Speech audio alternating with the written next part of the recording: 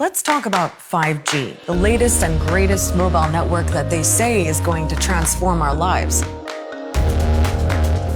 It sounds promising. 5G will let us download an HD movie in seconds. That's just hilariously fast. Doctors will be able to perform remote surgery with virtually no lag time. And it'll make self-driving cars smarter and safer.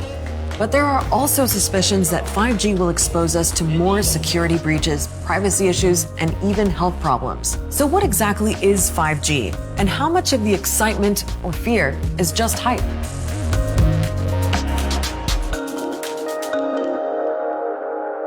We all know 3G and 4G. They're the mobile networks we use today. You see them at the top of your phone and they give us access to the internet.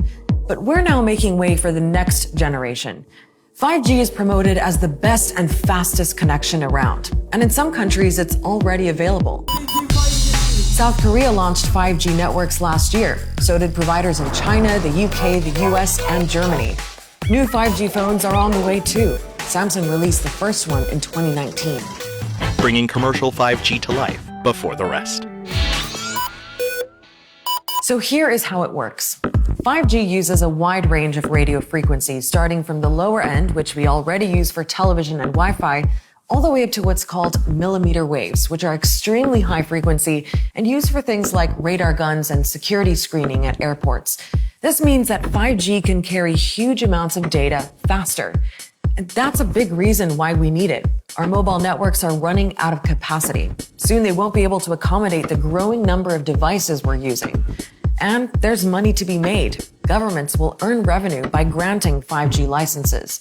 The other reason to move to 5G? Innovation. We have more sensors in the world collecting data and transmitting them back and forth in a smart, intelligent, hybrid way.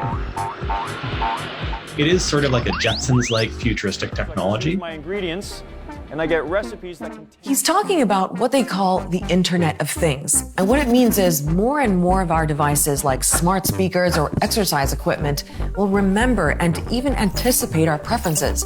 And 5G will allow them to talk to each other at record speed. You will be connecting many more devices to the internet for the same probably amounts of money and without interfering one to each other. The challenge with 5G is coverage. Shorter wavelengths carry more information but are more easily blocked by things like trees and walls. With 4G, transmitters or base stations can be several kilometers apart. But with 5G, they need to be closer, which means we need more of them. One estimate suggests the US alone will have to install 1 million new towers. That's why 5G is really more of a gradual rollout, not a launch, because all of that back-end infrastructure will take years to build. What we're going to see is a substantive replacement or upgrade of the core systems that telecommunications companies provide. That's going to be a really massive investment. The problem in some places is that big phone companies have only just finished building their 4G networks. They want to both enjoy the benefits and reap the profits of the money they've put into it, but also they recognize that while there's this assertion that we're in a 5G race, it's not a short-term race, it's a very long-term marathon. And the race is already getting crowded. Some of the big names in 5G are Ericsson from Sweden, Nokia in Finland, and Samsung from South Korea. But one company is way in the lead. Today, it's the world's biggest supplier of network telecommunications equipment. Huawei has been bidding for contracts around the world to set up 5G networks, but the Chinese company isn't welcome in a lot of places. Australia, New Zealand, Taiwan, and Japan have all blocked Huawei from building their 5G networks. So has the US. The Trump administration has even put pressure on the UK, Poland, and Germany to stop them from working with Huawei. There's an obvious business reason for that. Huawei has been crushing the competition, and the Americans want in. But the countries shutting Huawei out say there's more to it. For the US and many Western nations, the tech giant is a spying tool for the Chinese government. Chinese law requires these firms to support and assist Beijing's vast security apparatus. Allegations its top executives deny. They insisted Huawei's not in the pocket of China's government. Huawei is basically accused of being a pawn in China's state-sponsored spying.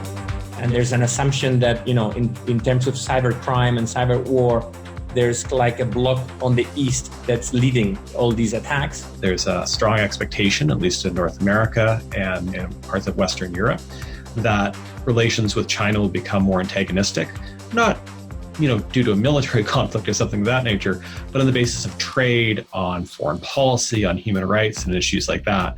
But 5G also stirs up a lot of debate about our own individual privacy. We're facing a future where more and more of our basic household items will be connected to a 5G network. That's a lot more data being collected, like what you watch on TV, where your car is, and whether there's someone at home. It's information advertisers are after, and it's data that others might want to misuse. And so if you are acquiring baby monitors, or you're acquiring door locks, or any of the other Internet of Things, really looking at them carefully to determine whether the vendor is committed to providing a secure product on an ongoing basis. Which brings us to another concern, our health. With all those extra radio waves swimming around us, people are worried.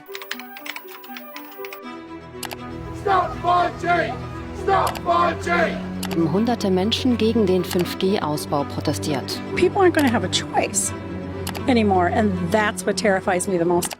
We've seen this before. When mobile phones first came out, people were worried they might cause cancer. Right now, there is some exposure of your deep tissues, your brain, some other tissues that are a few centimeters past the surface of the skin. But after many scientific studies, the general consensus is there's no hard evidence to support that theory. But it hasn't necessarily been disproven either. It's the same with 5G.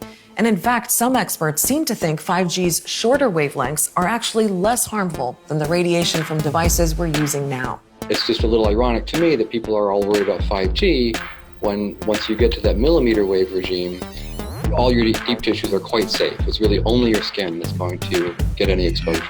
It's the same pattern with any new technology, right? There's excitement and wonder, but also skepticism. But we're talking maybe 5 to 20 years before we really see 5G in full effect. And in that time, new tech is going to emerge. China says it's already working on 6G. I hope that was a useful primer on 5G and why it's in the news. As always, AlJazeera.com has the story covered, so make sure to subscribe, like, and follow all of our social media pages to get the very latest. I'll see you next week.